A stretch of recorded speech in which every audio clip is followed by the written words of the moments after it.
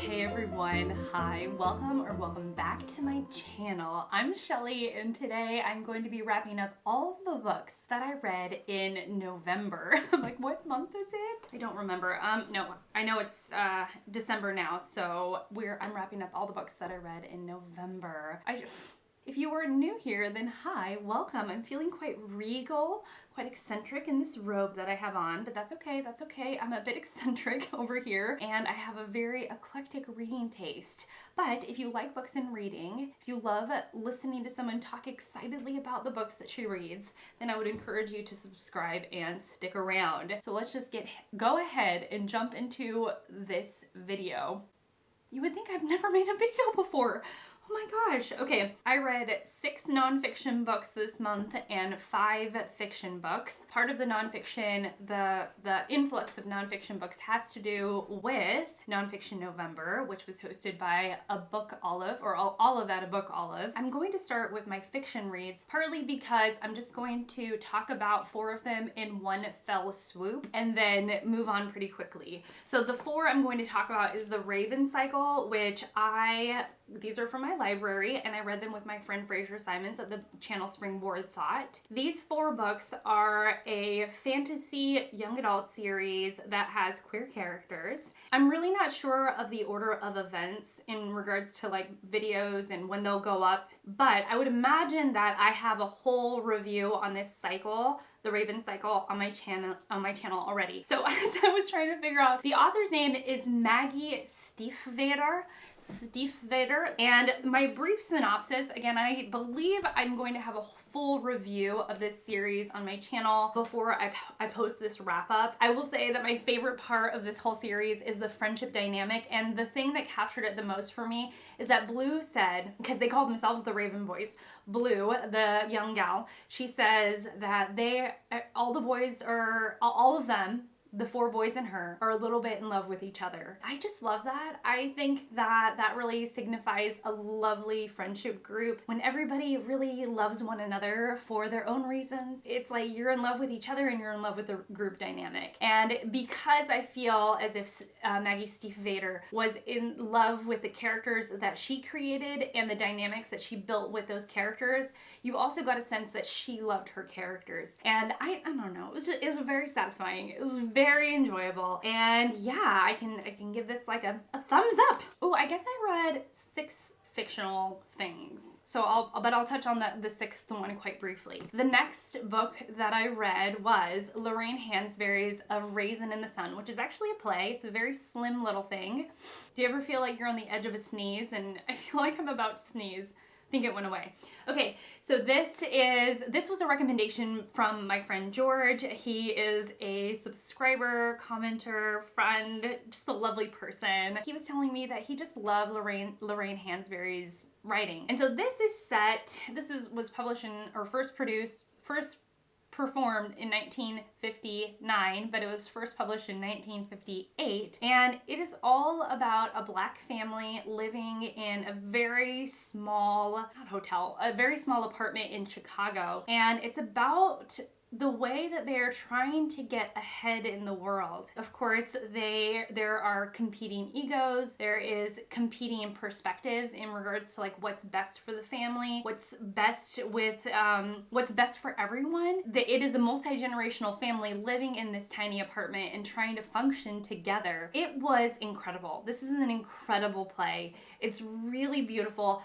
One of the things that just blew me out of the water were the stage directions, the in-between moments that nobody reads except for the actors and the director. And the way that Lorraine Hansberry built the world, built the theater set in her mind, and the way that she directs the director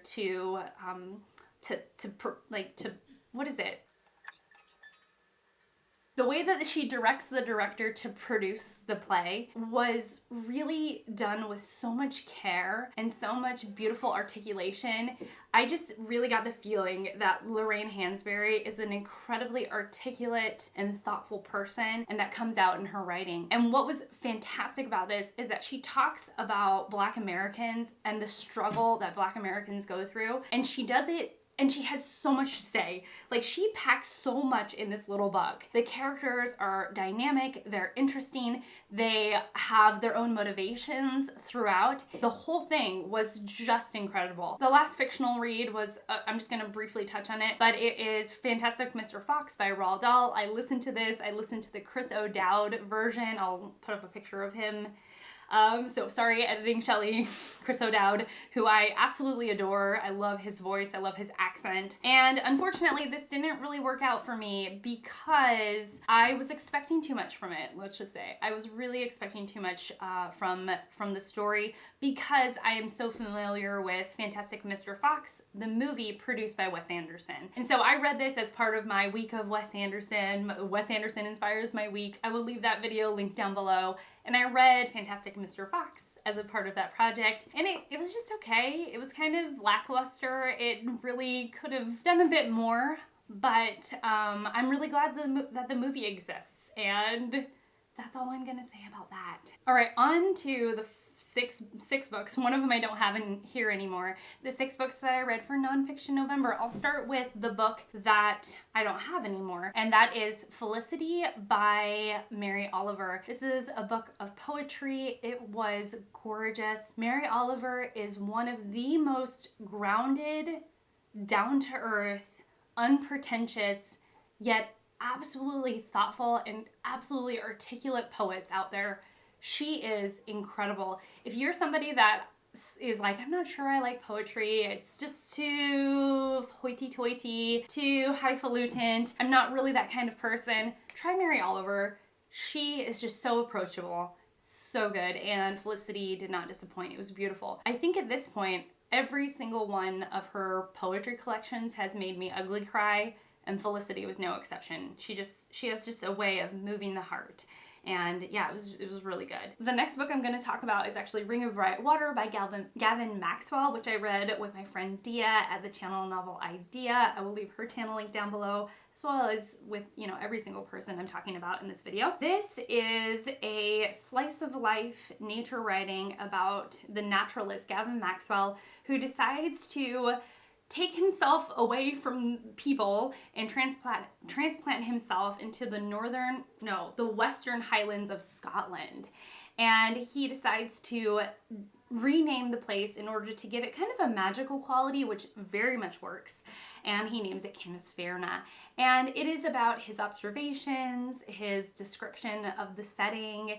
It's a very remote it's a remote place in the Western Highlands. Like, the nearest neighbors are a couple of miles away, and he is just living in a house out there and, you know, making it work. And Gavin Maxwell's writing and descriptions of the world is, I mean, incredible, totally amazing, really mind-blowing. Deea hit the nail on the head. She said, if Gavin Maxwell was a fantasy writer, he would be incredible. Like, he would be just like mind-blowing. And I was like, Gavin Maxwell is a nonfiction writer, and his world building is he's second to none. That's what I was looking for. He is second to none, truly. Really, really magical. There are a couple of critiques that I have with this book. One of which is that it is truly a slice of life book in that it doesn't wrap up in any way. The book basically just stops. It just ends with almost like no warning. It's very strange. It almost is that Kindle experience when you think that you have like 25% of the book left, and then you realize that 20% of that 25 is notes, and so you get to the end and you're like almost like abrupt, like it's almost like it takes your breath away a little bit, and you're like, oh my gosh, it just ends. I've had that experience a couple times, and I don't like it. So this just ends, and even as I was reading to the end, I was like, are we gonna wrap it up? And then it just really kind of almost just ends abruptly. And the second thing is that the way that Gavin Maxwell befriends the otters is very endearing. It's very, very lovely. He makes friends with a couple of otters and some birds, but there is a naivety in the 1950s, which is when I believe this was written. There is a sense of naivety that he doesn't really know what's best for the animals and the creatures that he is befriending. And so on the one hand, it's wildly innocent and incredibly endearing. And on the other hand, it's almost sad because there are things that we know now as like a public consciousness type of thing about how to treat animals in their natural habitat that he doesn't know, and that naivety really leads him to some sad places. And so it's interesting. And so some of it is a little cringy, like a tiny bit cringy, but then a lot of the other parts are just, I mean, this is a fantastic read. I am going to hold this book in my heart, like just, so for so long. I love this book, but there are some critiques of it for which I have mentioned already. Also, he wrote this, and I think he really thought, Gavin Maxwell thought that he was never going to make any kind of fame from this book. It was just going to be something that was published and out there in the world. But he actually became quite famous from this work. It sold quite a bit, and so he had this fame to contend with. And then he wrote another book, and I believe there's a trilogy in his in this series. And from what I've read from reviews and critiques, is that the second and third book have none of the magic that Maxwell put in this book. And so I don't have any desire to read any more from Gavin Maxwell. And I really think he's one of those writers that he didn't like fame, he didn't like being famous, and it really shows with the work that came after this. So an interesting, fascinating, wonderful, incredible read, but and very thought-provoking, but also in some ways bittersweet. On the heels of reading Ring of Bright Water, I actually read a book that discusses Gavin Maxwell, and it is H is for Hawk by Helen Macdonald, which is an incredible read. Truly magical, like a one-of-a-kind for me. Now, I read this with the Up to No Good book club. I will leave everyone linked down below. Everyone's, there's quite a few people in there. And it's interesting because there was a very mixed reaction to this book. And so here is what this book is. This book is one part Helen Macdonald losing her father and being steeped in grief and thinking about the memories that she had with her father and the way that her father influenced her life. The second part, which is really probably what I think most everybody enjoyed, was the fact that she decides to train a goshawk, which has a long history of people training it and using it for their purposes. And there's a lot of commentary, a lot of old writings about how to train a goshawk, a lot of which that comes from T.H. White, the author of The Sword and the Stone. And he actually wrote a book called, I think, The Goshawk. I will correct myself in the show notes down below if I'm wrong. And so Helen Macdonald, decides to train a goshawk. And so part of it is her experience training Mabel, which is her goshawk, and the immense work it takes to do that. It's just mind-blowing almost, the amount of work it takes to train a little goshawk. I mean, wow. One of the things is that goshawks don't respond to negative feedback. They only respond to positive feedback. And so this whole time you can't be like, don't do that. You have to be like, good job. And so, you really have to get your mind in a different place, And so it's part of that. And then it's part her comparison of her experience and T.H. White's experience of training goshawks. And I thought that was, I think, the least popular part among the readers that I've talked to about this book. There are just, she thinks very deeply about T.H. White and his life and his struggles, his mental health struggles, the way that he went about training his goshawk, the failures that he experienced, and then comparing them to her own experiences. I thought that was wildly interesting. I thought it added a layer to this book that was like second to none. It was so good. It was so interesting. But I think that was exactly like the reasons why I loved this book were exactly the reasons that some readers despised those parts. And most of it was like my friends being like, I didn't like when she was talking about T.H. White, and I was like, I love it. Give me more. And I thought it really revealed her talents as a historian, her deep thinking, the way that she was comparing the experiences, and I just thought it added a lot of texture to the book. So very successful read for me. A less successful read for me, which I feel kind of bad about, but it's okay. We're just gonna get it over with. And that is Viktor Frankl's A Man's Search for Meaning, which is Frankl's ruminations on logotherapy, but it's not really about logotherapy. It's also about, he is an Auschwitz, a World War II survivor, an Auschwitz survivor. And what's interesting is that he realizes how much hope and finding meaning in life, even through difficult times, is so important to the human spirit. And having a sense of spirituality is just so incredibly important. When he talks about his time in the concentration camps, when he talks about his survival story, those were the parts that kept me really engaged.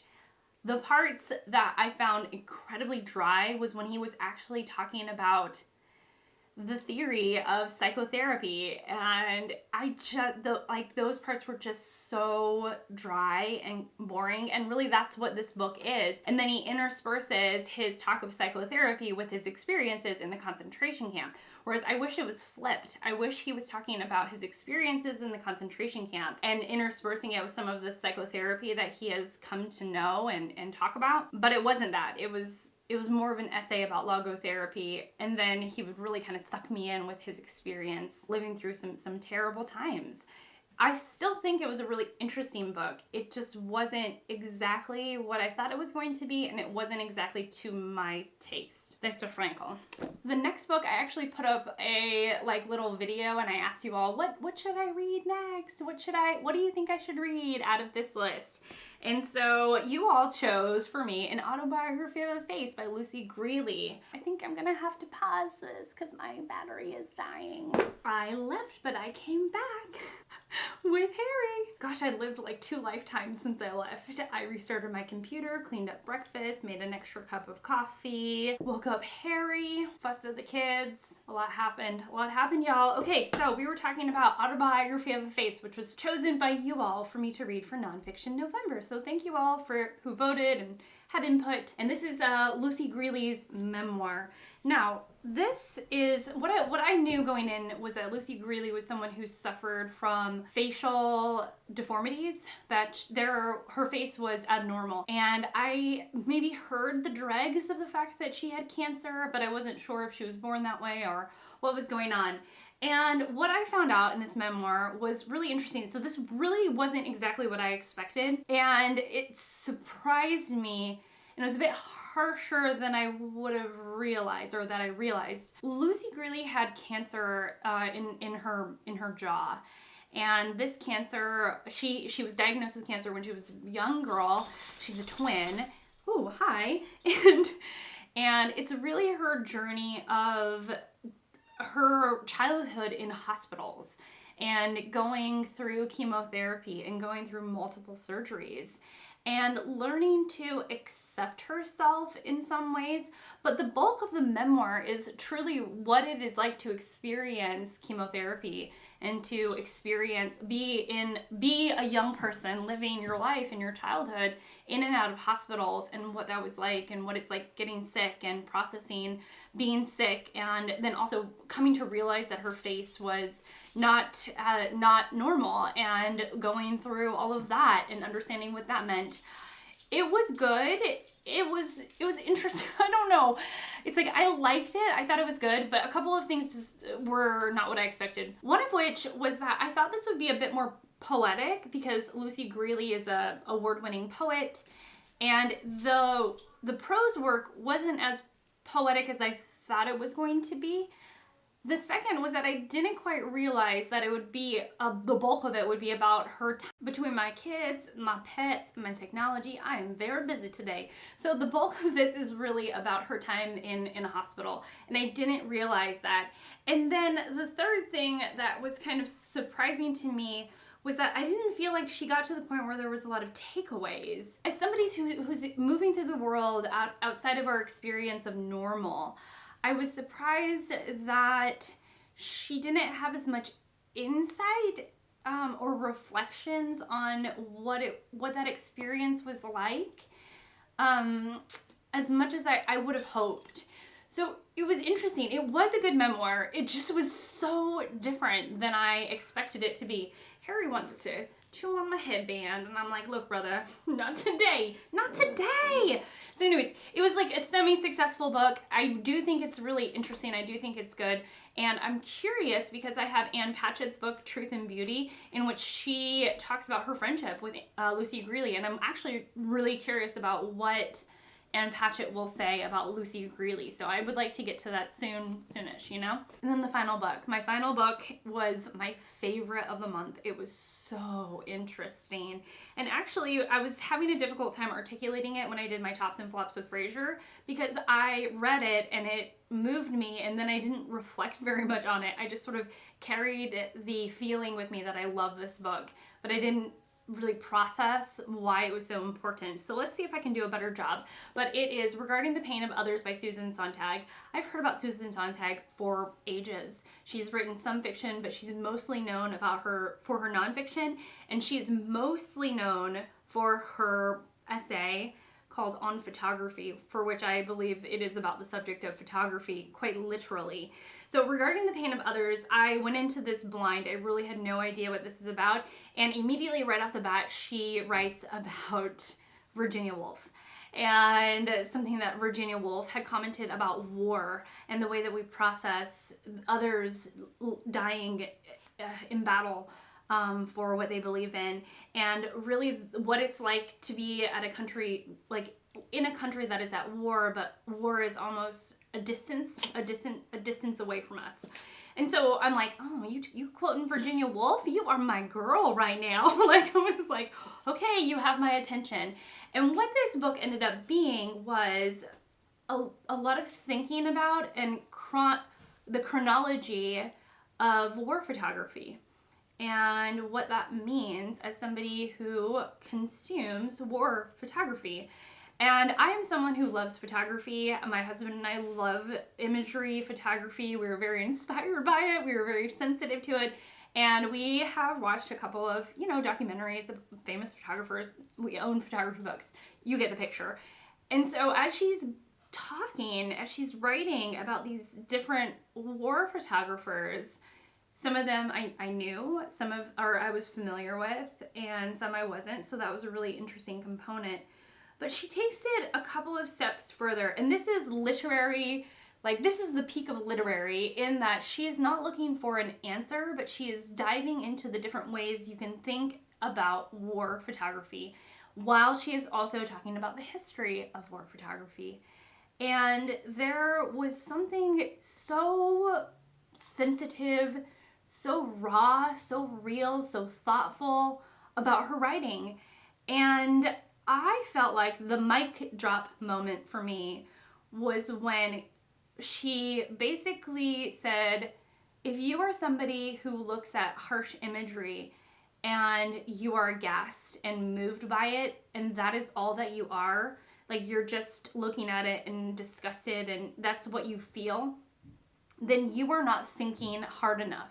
You are not thinking about this in the right way, and you need to take it a step further and actually consider what you are looking at. And I felt like that was a slap across the face. I felt like it was delivered in a loving way, but I am somebody who looks at war photography and I turn away, or I don't really process it. I just have my feelings about it. And I don't take it a step further and really think about what I'm looking at. And I thought that was so powerful. And gosh, I don't think I'm doing this justice. I felt like it was an invitation to feel deeply and think critically. And she did it in such a beautiful way. Such a beautiful way. Her writing is approachable. It's not done in a way where she's very highfalutin and writing over someone's head, or you have to read it 5 or 6 times. You can really follow her train of thought through the entire book. And wow, I mean, this was a banger. This was amazing. It was incredible. It is competing for my best nonfiction book of the year. It is right up there with A Room of One's Own. It was so, so, so good, so profound, so thoughtful. And believe you me, this is not the end between me and Susan Sontag, because she is incredible. So yeah, so that's it for me. Thank you so much for watching this kind of chaotic video. But if it didn't have a little chaos, what it would not be a video for me. So thank you so much for watching, and thank you just so much for being here and listening to my thoughts.